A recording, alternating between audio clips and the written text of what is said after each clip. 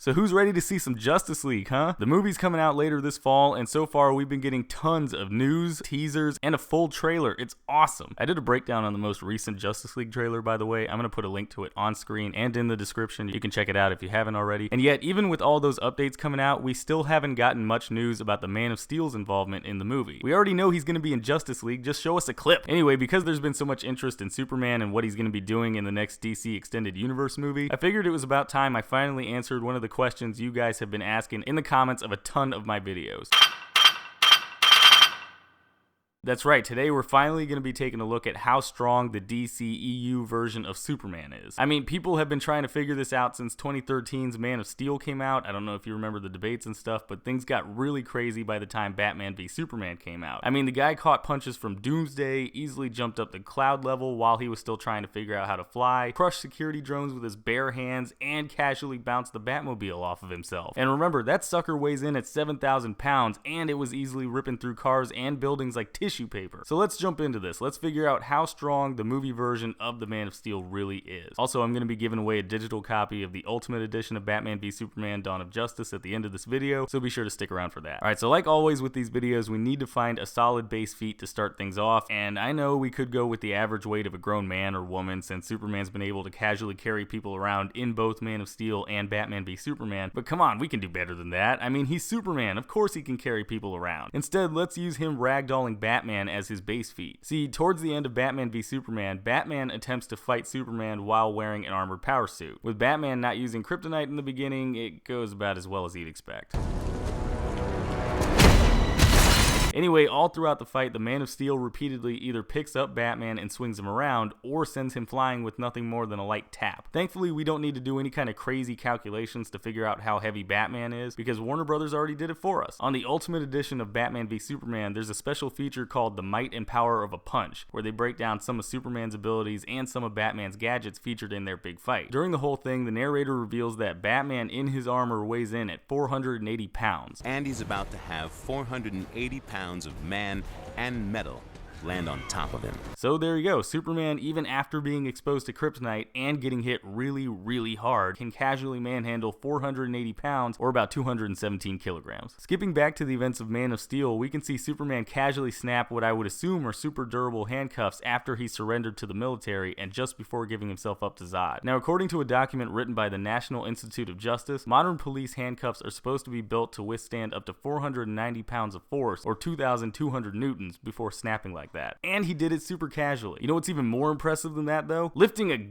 school bus, that's what. During a flashback scene earlier in the movie, we see that Clark as a teenager was able to casually lift a micro school bus out of the water after it accidentally ran off the road when one of its tires blew out. Now, according to the Internet Movie Card Database, there were actually two different types of buses used during the filming of this scene, one of which was a Bluebird MB2. Those buses, according to the company's website, have a gross vehicle weight, or the total weight of a vehicle with the passengers and everything it needs to run, of up to 10,100 pounds or about 4,581 kilograms. Back near the beginning of the movie, we see Clark support a collapsing part of an oil rig in an attempt to give everyone on the rig time to reach a helicopter and get to safety. Now, this part he's holding looks like an oil derrick, you know, those big towers that help hold all the oil drilling equipment. You see them all the time at a bunch of different drill sites. And while we don't know exactly how heavy the part of the oil derrick he's supporting is, we do know that the steel I-beam underneath him starts to bend as he continued supporting the weight of the derrick. I-beams can be made out of a bunch of different types of steel, but one of the more common types used in a bunch of different structures is A36 steel. This variant of steel has a minimum yield strength of 36,000 psi or 250 megapascals. Yield strength is basically what it sounds like. It's the amount of force an object can withstand before it starts to deform and warp and stuff like that. Unlike tensile strength, which is what we're going to use to measure Superman's next feat, where during his climactic fight with Zod, we see Superman casually fly through multiple I-beams at a construction site. Assuming these I-beams are also made out of A36 steel, then that would mean that these beams have an ultimate tensile strength of up to 80,000 psi or 550 megapascals each. That's 110 times stronger than the force you'd need to exert to break concrete. Former pro boxer Michael Spinks, with a punching power of 700 psi, would have to clone himself about 114 times, and all of those clones would have to punch you at once in order for you to feel the same amount of pounds of force that Superman was generating here. Back near the beginning of the movie, I know we're skipping around a little bit here, we see Clark deal with an unruly bar patron by picking up and impaling his truck on a bunch of logs he was carting around. According to the Internet Movie Car Database, that truck is a Kenworth T800B. From what I've been been able to find, these things vary in weight, ranging anywhere from 74,000 pounds to over 150,000 pounds. So because we don't know what year this truck is, let's just lowball it and say that this truck has a gross vehicle weight of 74,000 pounds, or about 33,565 kilograms. Skipping back up to Batman v Superman, we see Superman fly in and save some astronauts from a rocket explosion by lifting and moving around the top portion of what looks like a Soyuz FG rocket. Matt Pat claimed in his Batman v Superman video that in doing so, Superman lifted 165,000 pounds or 75,000 kilograms. Now that would be super impressive if not for another scene in the same montage when Superman drags a ship through Arctic ice. We're never told exactly what type of ship it is, but it looks like a 50 Letpobety, sorry if I'm mispronouncing that by the way, I'm not good with Russian, which has a displacement weight of 25,840 tons or 51,680,000 pounds or about 23,441,653 kilograms. Crazy, right? Believe it or not, we're still not done yet. The most impressive feat Superman's ever had to date in these movies is a scene he wasn't even in. In this scene here, we can see a newspaper article on the wall that claims Superman was able to move a tectonic plate to stop an earthquake. How heavy is that? Well, the average weight of a tectonic plate is over 24 quintillion tons. To find the average weight, we need to first find the surface area of a tectonic plate, which will help us find the volume of both the crust and the upper mantle portions, the two things a tectonic plate is made of. So to find the average surface area of a tectonic plate, we can divide the surface area of the Earth, which is 510 kilometers squared, by the number of tectonic plates on Earth, which would be 15. After doing the math, we can see that the average tectonic plate would have a surface area of 34 million kilometers squared. Now we can multiply our surface area by the thickness of the Earth's crust to find the volume of the crust. The thing is though, we're going to need to do this twice, since there's two different types of crust that make up tectonic plates, an oceanic crust and a continental crust, and they both have their own thickness and density. Now the continental crust can be up to 40 kilometers thick, so I'm going to use that in my calculation here. Multiplying that 40 kilometer thickness by the Earth's surface area gives us a volume of 1,360,000,000 cubic kilometers for the continental crust. The oceanic crust meanwhile isn't as thick, it only goes up to 10 kilometers, so again multiplying the thickness by the surface area this time gives us a volume of 340 million cubic kilometers for the oceanic crust. Now we can use those volumes to find the mass of the two types of crust by using the formula m equals d times v, where mass equals density times volume. The continental crust has a density of 2.7 grams per cubic centimeter, which converted to kilograms per cubic kilometer equals 2,700,000,000,000 kilograms per cubic kilometer. Plugging our numbers into the formula, we get this, and doing the math tells us that the mass of the crust of a continental tectonic plate is 3,672 quintillion kilograms. For the oceanic crust, that one actually has a density of 2.9 grams per cubic centimeter, which converted to kilograms per cubic kilometer equals 2,900,000,000,000 kilograms per cubic kilometer. Plugging our numbers into the formula, we get this, and doing the math tells us that the crust of an oceanic tectonic plate would be 986 quintillion kilograms. Remember those two numbers because we're going to come back to those in a little bit. Because now we need to do the same thing we just did, but for the upper mantle portion of the tectonic plate. I know, it's a lot of math, just bear with me here. So again, let's find the volume of the continental upper mantle by multiplying our thickness by the surface area of a tectonic plate. Now the surface area is the same, but the thickness is going to be just a little bit different. We need to take the thickness we had before and subtract that from the average thickness of a tectonic plate to find the thickness of the upper mantle. From what I've been able to find, 200 kilometers seems to be the average thickness of a tectonic plate, so we're going to use that. And doing the math means that the upper mantle portion of a continental tectonic plate would be 160 kilometers thick. Now plugging our numbers into the formula, we get this, and doing the math shows us that the volume of the upper mantle portion of a continental tectonic plate would be 5,440,000,000 cubic kilometers. Now let's do the same thing for the oceanic upper mantle. Subtracting our crust thickness by the thickness of a tectonic plate would mean that the upper mantle in this case would be 190 kilometers thick. Plugging our numbers into the formula, we get this, and doing the math shows us that the volume of the upper mantle for the oceanic tectonic plate would be 6,460,000,000 cubic kilometers. Alright, let's get into the mass of the upper mantle now. Again, we're going to use the same formula as before, m equals d times v. Thankfully, the upper mantle density doesn't change, so we don't need to do anything crazy to it for either of our calculations here. We just need to convert the density, 3.4 grams per cubic centimeter, to kilograms per cubic kilometer, which would equal 3,400,000,000,000 kilograms per cubic kilometer. Multiplying that by the volume of the upper mantle portion of a continental tectonic plate that we found earlier, that would mean that the mass of the upper mantle portion would be 18 sextillion,496 quintillion kilograms. We'll do the same thing to find the oceanic upper mantle mass, multiplying the volume by the density of the upper mantle, which means that the mass of the upper mantle of an oceanic tectonic plate would be 21 sextillion,964 quintillion kilograms. Okay, so now we need to add in the crust numbers we found earlier to the upper mantle numbers we just found a second ago, and in doing so, that means the total mass of an oceanic tectonic plate is 22 sextillion,950 quintillion kilograms. kilograms. And the total mass of a continental tectonic plate is 22 sextillion 168 quintillion kilograms. Now let's add those together and divide those by 2 to find the average mass of a tectonic plate. After doing the math, we can see that the average mass would be 22 sextillion 559 quintillion kilograms, or 24 quintillion 867 quadrillion 40 trillion 863 billion 143 million 264,000 tons. Holy fuck, that's strong. If Superman's capable of doing stuff like this, I can't wait to see Wonder Woman, Aquaman, or hell, even Darkseid cut loose and just rampage through their enemies when Justice League comes out later this year. Alright guys, that's how strong the DCEU Superman is. If you agreed with any of my calculations in this video, or even if you didn't, let me know in the comments below. And also, as I mentioned before, it's time for another giveaway. Today I'm giving away a code for a digital copy of the Ultimate Edition of Batman v Superman Dawn of Justice. Just an FYI, you are going to need an Ultraviolet account to use it. Just want to put that out there. Alright, so all you need to do to try to win this thing is be a subscriber, like any of my videos, leave a comment with your Twitter handle on any of my videos, and follow me on Twitter at ComicsVersusWorld. It just makes it so much easier for me to DM you the code if I pick you to win, you know what I mean? So there you go. You guys have till the end of next week, that's the end of the month, to leave comments, follow me on Twitter, all that good stuff. I'm going to pick a winner randomly at that time, and then I'll DM that person their code. So good luck to everybody, and I will see you all next time.